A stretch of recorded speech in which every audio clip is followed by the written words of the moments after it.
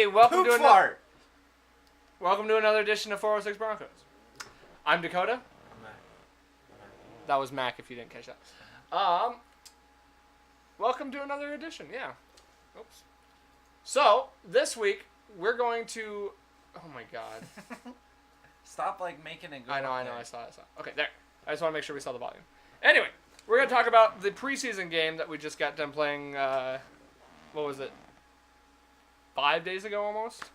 We're a little behind. Saturday, yeah. So it would be. But 4 days. we're going to break down what we saw during the game and the things that we took away from the game as far as that and things moving forward. We know it's just week 1 of preseason, but still things that we've noticed and things that we want to point out to you. Yes. So here's our initial takeaways from that game. Yes. By the way, if you didn't see it, and if you don't know already, the Vikings beat us 42-28. Yeah, something like that. Yes. So, off the bat, first takeaways, what do you got? I was hoping it would be a little bit better to watch, especially the first couple of drives. I was excited to see how that offense would kick in and our defense, but we kind of lacked out on First team both stuff. those. Both first and second drives were not very good. Offensively and defensively. Yes, and I would kind of point out is I'm not so much worried about the men on the field but more worried about the men who are controlling the men on the field. I'm scared, and I already stated this beforehand. I am scared with our coaching staff. A lot. We have talent on that team. That team should be an ace team. Especially on defense. And yeah, especially on defense. And I was super excited to see defense. Let alone Von Miller wasn't out there, but it makes a team to, stop these guys from driving down the field. And they ran through us like nothing. Yeah. First offensive drive. Kirk Cousins got down to nothing. First defensive drive, we got gouged. Yep, gouged bad and got a touchdown. Woods definitely needs to learn, or he needs to just be the second man like he was. There's some of those people who are just, best to be the second coach. Well, not the lead. You broke down the offense, Musgrave is you can read that guy like a book. Yeah. First play is going to be a run play. Second place is a short out route, a curl route, and then it depends on where the ball is. But if you're like about 3rd and 5, expect maybe a run play. Try to do another short, exact same. But it started out run, curl throw on the out. It was a little hitch route. Yeah, just a little anything hitch on the outside. And it was so simple, and they read it like a book. We read it like a book. There was nothing extravagant about the offense whatsoever. There was no little mix-up plays. There was no at all going out the midfield. Yep. It was, and I'm not saying you have to go and throw a bomber out there, but meet them out 15 yards or so. Try those out. Why are we doing these always short curl routes on second down? Yeah. Well, and on the defensive side, it's the same thing almost. It just almost seems like it's so predictable. Like the offense can read us because it takes nothing just to run, or just a hitch pass right down the field, nickel and dime us. I mean, both offense and defense is just so vanilla. It seems like as far as their play calling. Yeah, it's exactly it. There's no. And watch the Vikings offense and defense. Oh, dude, I was watching some of their plays. I was like, dude, that tricked me watching it. It was well thought out, well planned. I mean, granted, you're not necessarily game planning for whatever team you're playing against in preseason, but still, have some creativity. Yeah. I mean, this is the time when you can do whatever you want, where you can throw out some trick plays and go for it on 4th down and stuff like that. That's where you test this stuff, and there was just no energy. Very conservative on offense. I will give it to the special teams though. Special teams laid it out.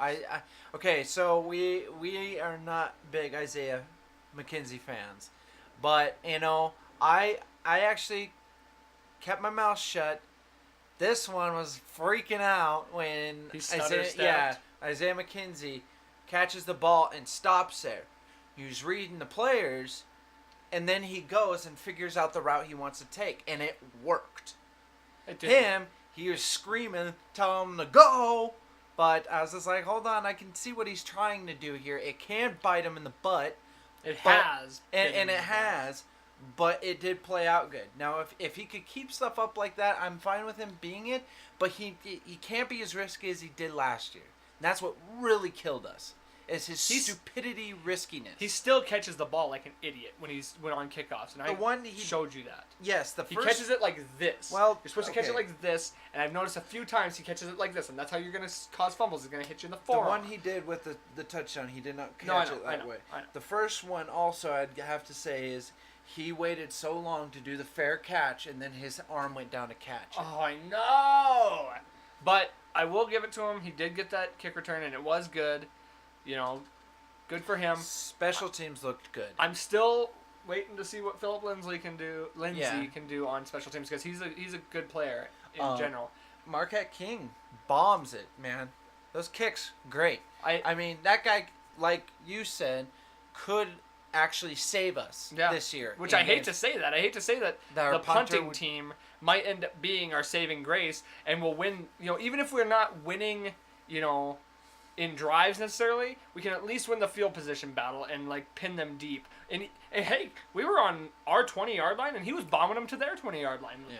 So that's good. That is way opposite of what we had last year, and that was a huge Achilles that we had. So hopefully, Marquette.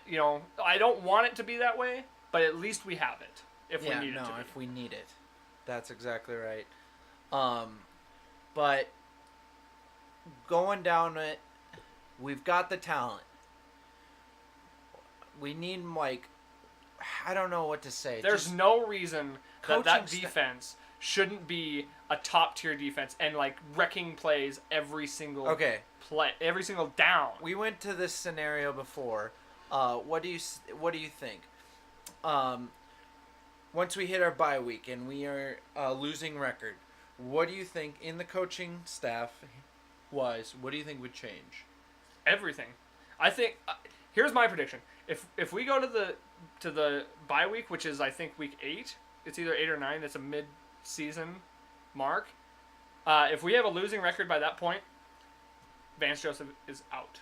Yeah. That is my 100% opinion, which would change everything. The whole coaching staff would change. Yeah. And we need. You don't think they'd do what they did last year and Olivio out instead of Joe Woods, you're out. I think if we have, it depends on, if we have a bad record to start off right away, you're going to see coaching changes immediately. If we start off 2-4 or even 1-3, I could see some coaching changes for sure right off the bat, because John Elway knows there's no reason for that. We have all the talent and all the the schedule works out the way the schedule is lined up. We've got a very, very easy schedule this year. So there's no excuses. So if we can't get it done, it all comes back to coaching, and we've seen it last year. A bit before the year before, but that was we lost a good player then. Right. But it was an 8-8 season, so we actually still did okay. What needs to happen is and here's one of my worries is that if Vance gets fired halfway through the season, then Musgrave becomes head coach, and he was a terrible head coach in Minnesota. But realistically, your offensive coordinator is probably the first to go if you're gonna make coaching changes, just like last year with McCoy. So we'll see on that end. I feel like what we need is an offensive-minded coach. That's the coach we need, the head coach. And then we need a good defensive coordinator. Because that's the problem, is Vance and Joe Woods, I don't know if they're having miscommunications, if they're both trying to implement their style, or if one's controlling it and the other one's not, or I don't know. There's something going on. The defense sucks. Play calling. The defensive players are amazing. The defensive play calling sucks, and it needs to be fixed. That's another one that reads. They can read like a book. Exactly. That play we watched, where they threw out that screenplay, and they ran it up the field on us. Well, and it's like, it does. Obviously, it's not the players, because your first string got gouged, your second string got gouged, your third string got gouged. I mean, there's a pattern here. It's not your players. It's your play call. Yeah. Let's move on to players. Okay. A couple players that we want to note. Okay, I actually want to do this in in your top 5 key players that you actually were Impressed impressed by. Yeah. Okay. Royce Freeman. Philip Lindsay. This is in no particular order. It's just off the top of my head. Chad Kelly. Isaac Yadam. Josie Jewell. Okay. And Marquette King would be like my... But we kind of knew Chubb it. wasn't... I mean, Chubb was only out there for a small portion. Yeah. I mean, he did good for what he was out there for. But those are the guys that I saw a lot of promise in. What about you? Anybody you want to Probably the same list, because I was going to do that. I mean, let alone... Yadam had some throws against him, but he was there the whole time. He was also... One of those throws was Cousins throwing it to Diggs, wasn't it? Yeah. And Yadam was right there, was but just... It was such a good throw, and he could have been positioned a little bit better for it, but he was a rookie. But he was right on Diggs, be able to get him down. Also, the one when they went to the end zone, Yadam was right there trying to get it, slap it out of his hand, but it was such a good play call to slant route. And when he's got the good passes, it was just a good pass. So from what you can tell, though, he clearly has good sense of mind to where to be on the player. Now he just needs to have sense of mind of where the ball will be. He just needs good ball vision and stuff like that. He needs to be able to turn around and see what's going on or read the player's eyes. But his positioning on the field is so far so good. Like, he showed good promise. So we'll see. Okay. That's my thought. Yeah. Royce Freeman, just like we said, that kid. He needs to be the starter. I believe so, because we were critiquing both him and Booker, and we're actually getting really pissed off watching Booker because that kid only goes for what the play is. So there's supposed to be a spot where he's supposed to be able to run through, but that gets closed up, he runs right into it, right into the wall. He doesn't change it up at all. He doesn't try juking around it, doesn't try finding another spot. He doesn't read very well. And he just runs right into the pile to drive right through, but it doesn't work. Royce Freeman showed different with the play we watched. Yeah, it was on the touchdown play. Yeah, that was perfect. That reminded me of just having C.J. Anderson back. Yeah, well, and he's built like that. Yeah. He's a every down back, and he saw the hole. He ran to where he was supposed to go, saw that there was nothing there, juked out into the other hole, and then just at another player. Yeah, and just made a 20-yard touchdown. So, from what we saw, I mean, obviously we're going to see some more from both these guys, but I think Royce deserves a shot with the first team. We'll see, because obviously the whole first team didn't really do much. Booker did have more shots throughout the game, but, I mean, Freeman's the one that showed some moxie out there. Yeah. And Philip Lindsay, he's nothing to be questioned either. Like, he is good in the pass play. That's what I'm excited for. Think about what Devontae Freeman and Tevin Coleman can do in Atlanta as far as, like, the runner-catcher. Could you imagine Royce Freeman as your heavy-duty, every-down back runner, and then you have Philip Lindsay as your backing guy that you can put out on a double, and then put one out on the pass, and then Royce can block? That's a great setup to have. I guarantee Philip Lindsay's making the cut. Like, if he's not on, if he's the third running back, he'll be on the special teams at some point. He will be something, because he's something to have on this team. He is some kind of gem. As far as Freeman, though, he really does, and it was the first time he'd stepped foot on an NFL field. Yeah. And he's making big plays already. Yeah, he already made a big play. Like I said, we'll see what the next few games have for him and Booker. But I was saying this before we saw him play. Yeah. We were saying this before we saw him play. We had faith in Royce Freeman.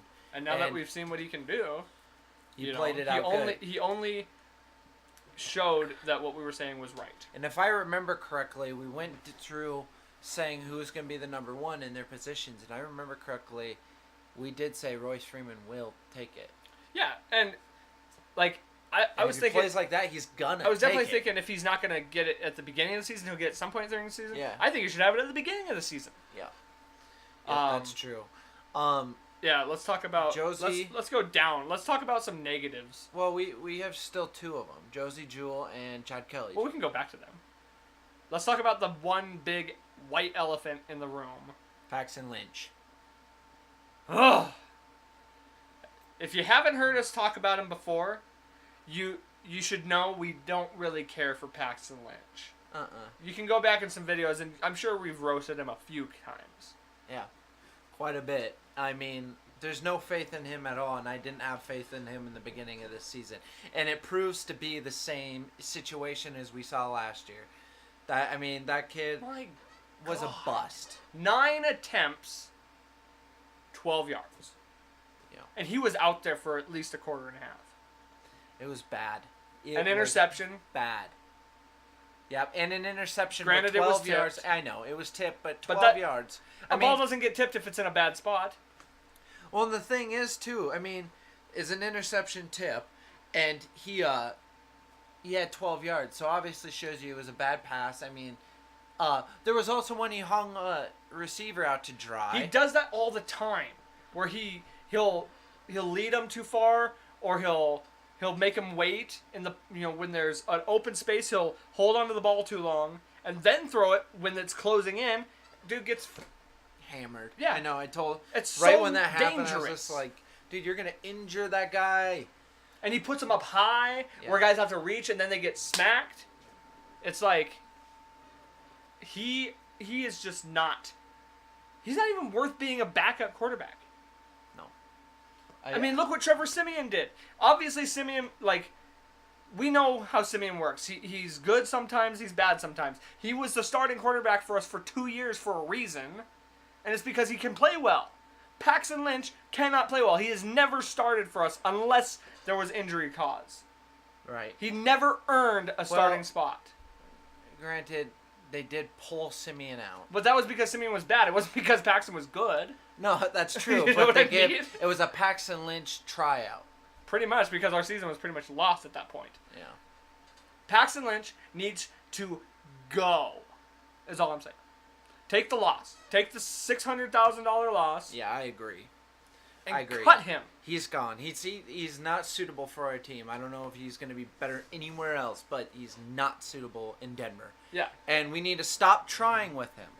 Yeah, just cut your losses. And here's the big thing. Here's a huge thing about it.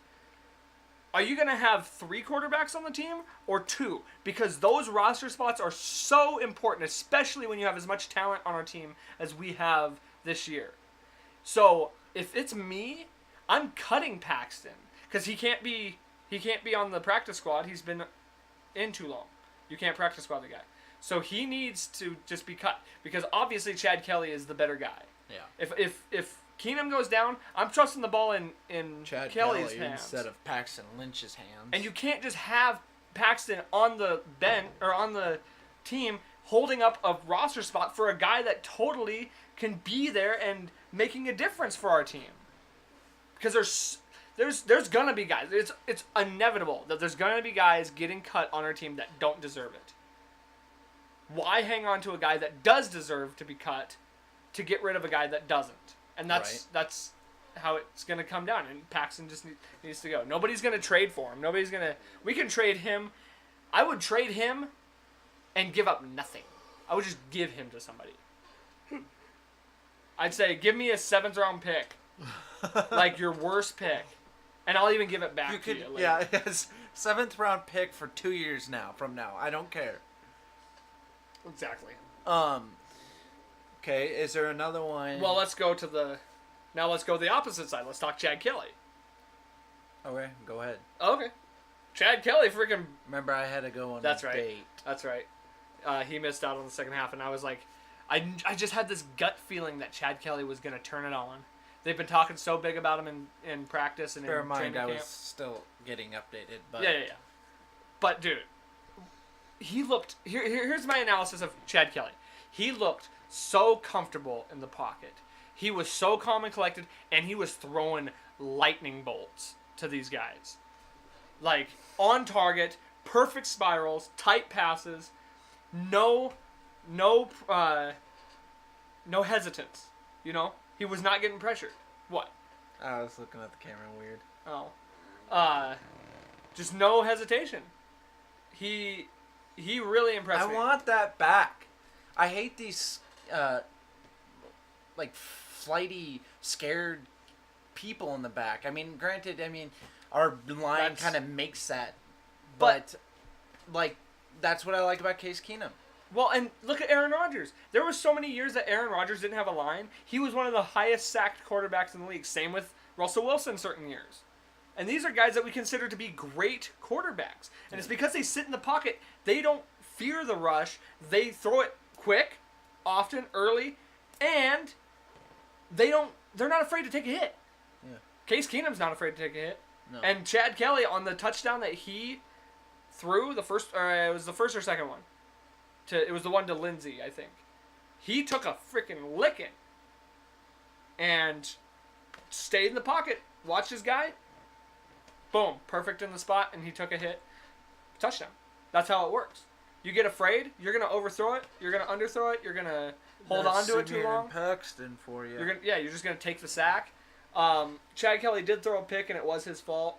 I think he got a little bit excited because he was killing it. But, no, I mean, either way, we already know who the starting quarterback is going to be. It's going to be Keenum. So, who do I want behind him?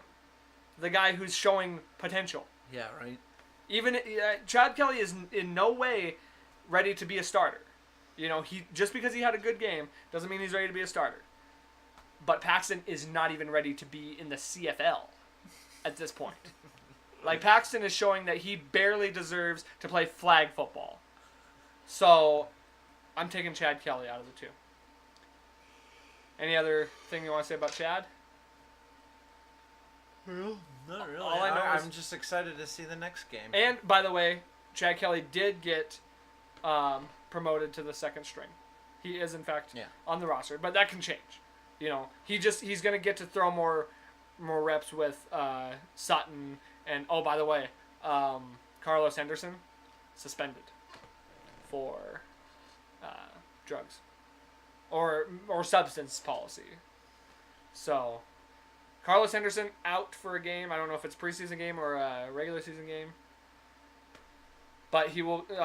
Chad Kelly will get more reps with Sutton and with Deshaun Hamilton, guys like that. Let's see who else. Oh, Jewel. That's what you were gonna say. Right, but I was gonna go back, and is there another one in the room that you weren't very impressed by? Oh, weren't. Let me see here. I can't really think of I can't too many. either. Like, I'm not gonna blame the first team for the faulty play calling. Yeah. And yeah, it's Keenum's first time with a new team in a live game situation. I'm not gonna fault him for that. We'll see how he does down the line. I think it was stupid that Vance didn't put him back out there.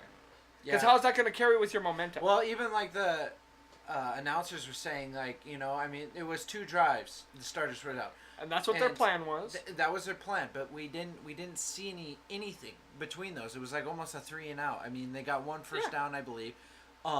So they were even saying, like, well, I mean, why not bring him out once more? I mean, see if they can get anything out of those last 2 drives, you know? They didn't. And I'm like, really? Like, I mean, yeah, it's so quick already. Like, they didn't get anything out of those other ones. Just try again. And it's a tough thing because I kind of have to side with, you know, I don't blame Vance for wanting to go with his, you know, initial decision and, like, that was the game plan.